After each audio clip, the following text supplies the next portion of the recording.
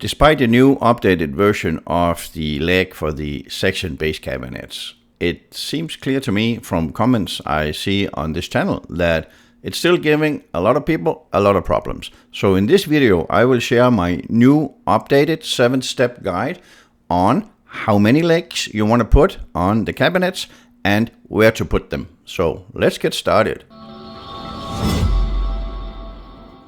You might be asking yourself why we need another video on Ikea legs, because I have 3 of those already. But to quote a former Danish prime minister who in 1967 said, you have a position until you take a new one, right? And that's what I did in regards to the number of legs under the cabinets and when to put them on. So here is my 7-step best practice guide for putting on legs on base cabinets. Step number 1, put on the base plates. And since I don't have 4 legs under each cabinet anymore, I only put on the base plates for the front legs. That means the legs that are sitting towards the toe kick. So don't put on the back plates just yet. Step number 2, hang the cabinet on the suspension rail. And when that is done, we can install the front legs, but only the front legs. And for now, you put 2 legs at the front of the cabinet. You don't share it with the cabinet sitting adjacent to it. We might do that later, but for now, 2 legs at the front. And now will also be a good time to put that little gray locking clip into the bracket at the back of the cabinet where the cabinet is hanging on the rail to make sure that the cabinet cannot be moved up when we put on the rear legs. Next step is to do a preliminary leveling of the base cabinets, and you can do that by using a spirit level. No need for the laser level just yet. When the base cabinet is fairly level, it's time to tie them in together. And I will make a video on that soon on that topic, because there are some tips and tricks I have learned over the years. But for now, just go ahead with what you know. And that is, you need a clamp and you need to pre-drill. And then you need to make sure that the front of the cabinet is as flush as it gets.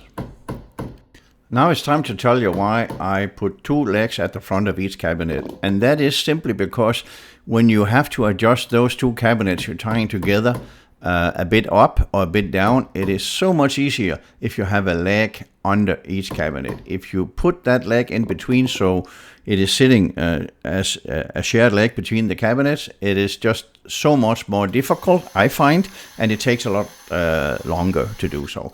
So in this case, you can adjust each leg individually until you have that perfect flush, not only at the front, but at the top of the cabinet. So you can tie them together. So that's why we got 2 legs at this point in time.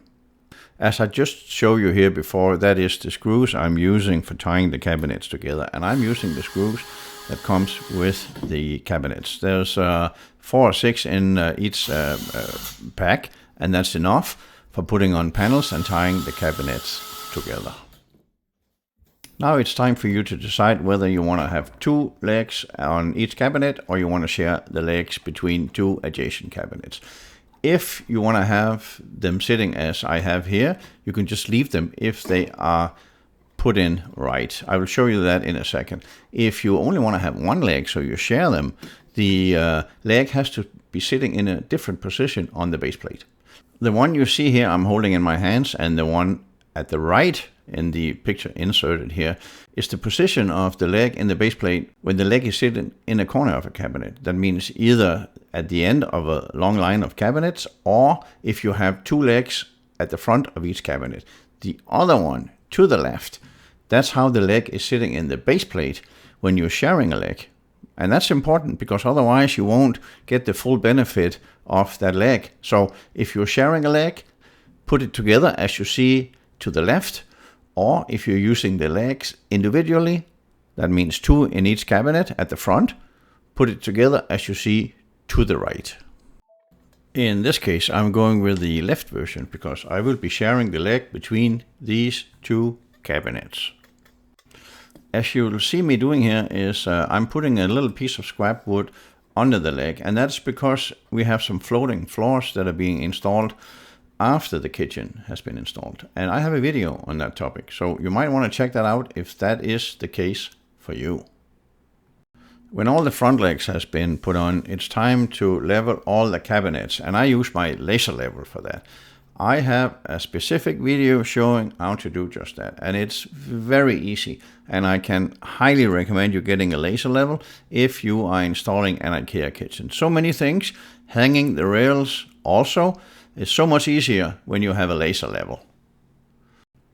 Finally, we are at step number 7, which is the last, and that is putting on the rear legs. And I'm doing this a little bit different than I used to, because I normally advocate for 4 legs on each cabinet, but I changed my mind.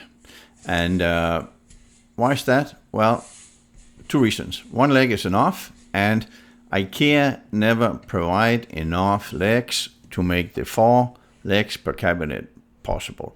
Despite my effort to tell the clients to make sure that there's enough legs, it doesn't happen. So I adapted to IKEA, I have to admit, but there's no harm in that, because 1 leg is enough. And as you will see here, I share it between the 2 cabinets at the back. I hope this video added a bit of value to the installation, and here's a few other videos that you might find useful.